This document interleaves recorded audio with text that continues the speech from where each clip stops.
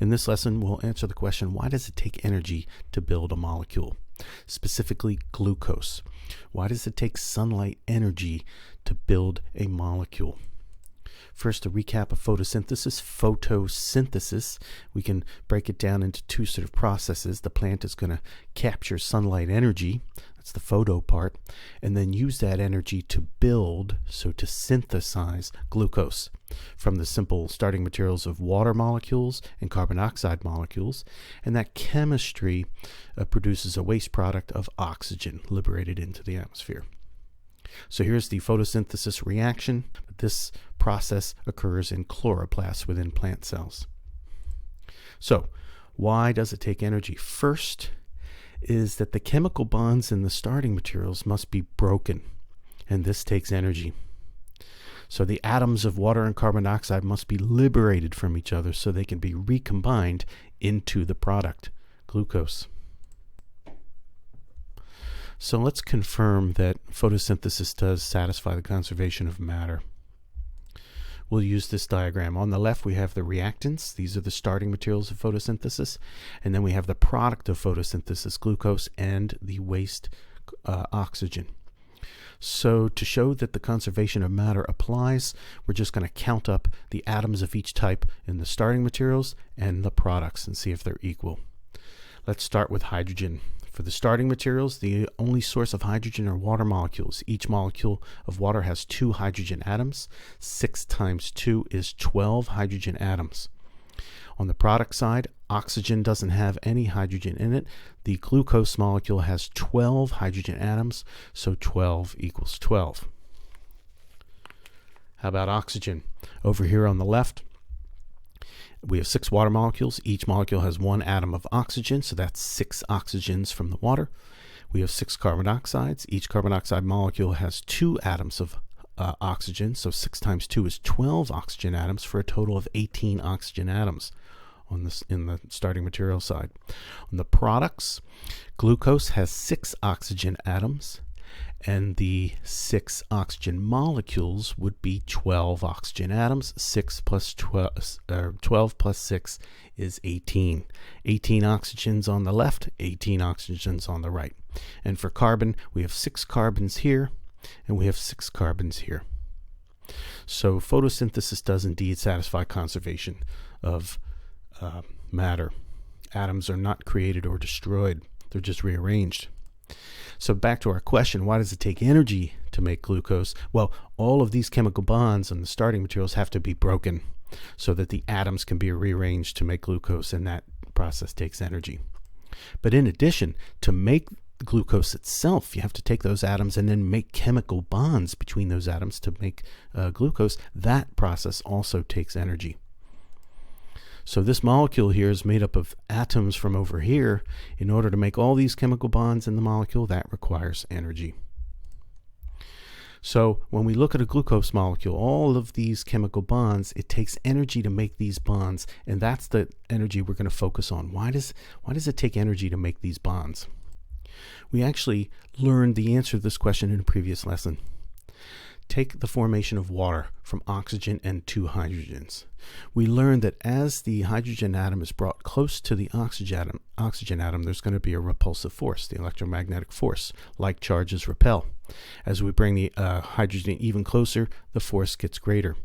But if we can get that hydrogen atom really close to the oxygen atom, then we get something interesting. The nucleus of the oxygen atom attracts the electron of the hydrogen, and the hydrogen nucleus attracts the electron from the oxygen, and we get the chemical bond.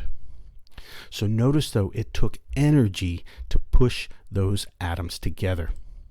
So why does it take energy to build a molecule like glucose? Because it takes energy to force atoms to get close enough so that a chemical bond can form. Thus, when we see a glucose molecule like this here, and every time we see a chemical bond, we want to think that it took energy to make that bond, so that's the energy that's stored in the chemical bond. And in a sense, what photosynthesis is doing is taking the original energy of sunlight and transforming that energy into the energy in chemical bonds in this very valuable molecule called glucose. Now, within cells, cells have teams of large molecules that can push other molecules around, just what is needed to make chemical bonds. They're called proteins, and they're capable of binding molecules and forcing them close together to form chemical bonds. Take a look at our cartoon protein over here.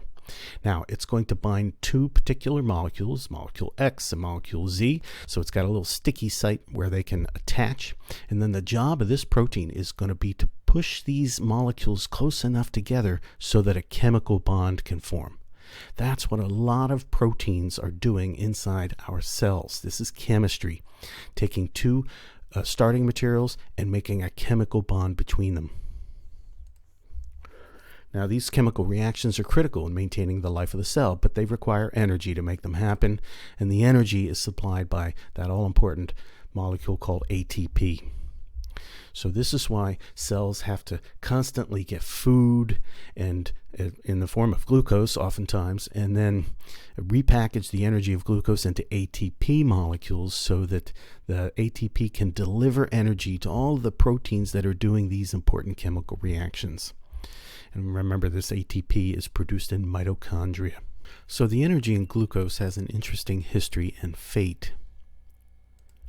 In the first step, we have photosynthesis. Sunlight energy is being converted into the chemical energy of glucose. And when we say chemical energy, we mean the energy stored in the chemical bonds of this molecule. And this is photosynthesis. But then, both plant and animal cells use this glucose as a source of energy, as food. And it's in the mitochondria where these chemical bonds are broken, so the released energy is now harnessed in other molecules called ATP that store small quantities of energy more useful for driving chemical reactions. And this process is called respiration. So we say respiration occurs in mitochondria, and photosynthesis is happening in the chloroplasts. Notice that plants are doing both of these processes, photosynthesis to make glucose and then respiration to break down glucose. So it's kind of like they're making their own food and then digesting it for energy, whereas animals are only doing the second process, respiration.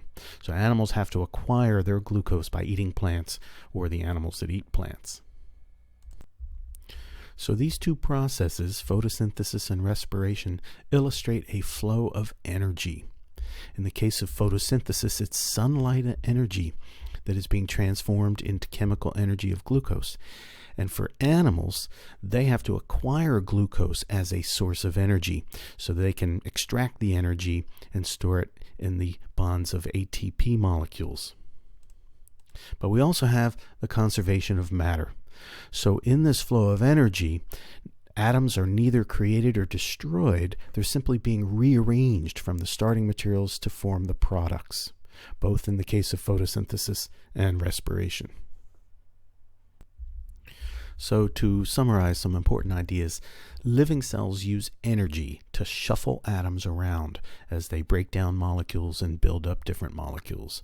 They get energy either in the form of light or energy-rich molecules like glucose.